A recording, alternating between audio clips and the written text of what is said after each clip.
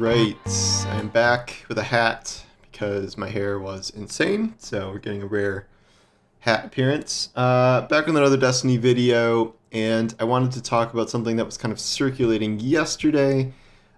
Destiny Bulletin, who is always trolling LinkedIn pages, discovered that Derek Tsai has left Bungie, and he was the guy they hired to be in charge of kind of multimedia development, whether that's film, TV, books, comics, whatever. Like Destiny is, it's very clearly made it obvious that they're trying to expand into multimedia, but ever since they said that, we have not heard anything official about that. We have not seen any announcements of projects. We have not seen any completion of projects.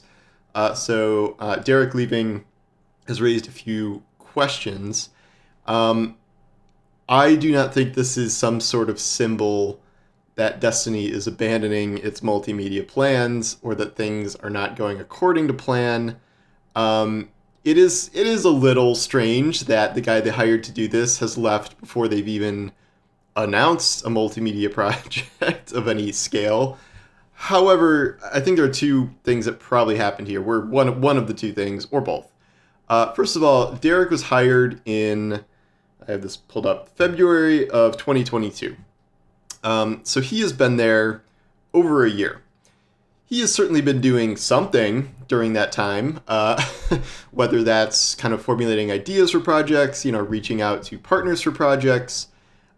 So it's possible that his work, is still going to contribute to the overall kind of launch of, whatever Destiny does with multimedia, even if he does not stay long term. The other option, which seems a lot more likely, and again, both of these could be true theoretically, Sony bought Bungie July of 2022. So that was a few months after Derek was hired. And guess what Sony has? A whole lot of people who work in TV and film. So it stands to reason that once Sony owns Bungie, even if Bungie is independent, blah, blah, blah, they may have partnered with a whole lot of Sony people in order to start pursuing their multimedia goals instead. I recently wrote an article about how Sony has said that they have 10 projects in the works, including animation. We know of 9 projects in the works, none of which are animation. I can't name all of them off the top of my head. Horizon, Zero Dawn on Netflix, God of War on Amazon Prime, Last of Us on HBO, Uncharted movies. They're supposed to be making a, what's that game called with the zombies? Days Gone movie or something. Pretty much all major PlayStation franchises are getting adapted to some degree. Oh, not Horizon. Ghost of Tsushima with the guy who did John Wick, the director. So that's going to be awesome. But the 10th project, which is probably animated, I still think is the Destiny animated series. I am very, very certain that Destiny is going to get an animated series at some point. When we were first talking about this idea pre-Sony, the idea was essentially that it would be something like Arcane, or Cyberpunk Edgerunners or Castlevania. All of those are on Netflix. Netflix has really pursued a lot of video game adaptation animation. I think there's a Dota series, but most of those have turned out extremely well. Arcane, all of those, all three that I just mentioned are top-notch programs, super high critic and audience ratings. They're fantastic series. And Derek worked on Arcane. He also worked on like League of Legends shorts, like their animated story shorts. So he was kind of a logical, person to potentially work on a Destiny animated series. I also think that Destiny's going to get an animated series because a live action Destiny series, while certainly possible, would be just an insanely budgeted production. Like, I have no idea how Netflix is going to spend the money it needs to make a live action Horizon Zero Dawn that isn't like a mess. That's going to require so much visual effects work. And obviously a Destiny would too. I mean, the nature of it, like, we're practically superheroes. It's practically like a superhero story given our powers. We have all these alien races that would have to be either ridiculously expensive practical effects or ridiculously expensive CGI. Not that animation is cheap or easy, but it is a more logical option than live action, at least if you're kind of floating an initial project here. It seems like the most logical thing to do, anime, Destiny, or animation, whatever you want to call it. Also, Sony has bought Crunchyroll and combined it with Funimation, so they now own the largest anime distribution platform in the world.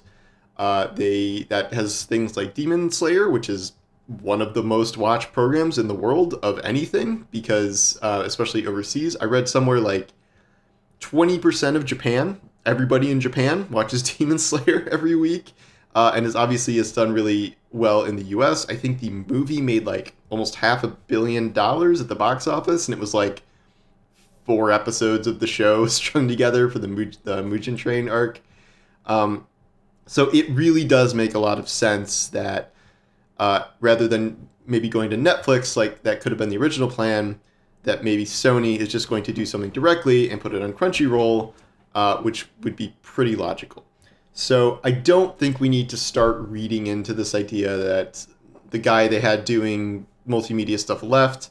That really does not kind of signify the end of Destiny's ambitions. I think mostly that this is because of the Sony acquisition, and it is certainly possible the work and the groundwork he set up already over the past year, literally, is still going to produce fruit.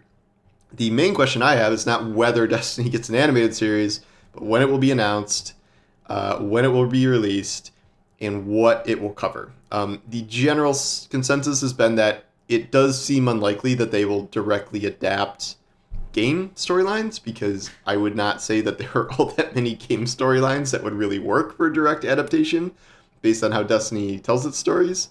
However, there are many, many stories that are kind of self-contained stories in the lore, usually about stuff that occurred before the game or things that are occurring kind of adjacent to the game, usually told in lore books or sometimes flashback cutscenes, that seem like they would lend themselves to potential adaptation.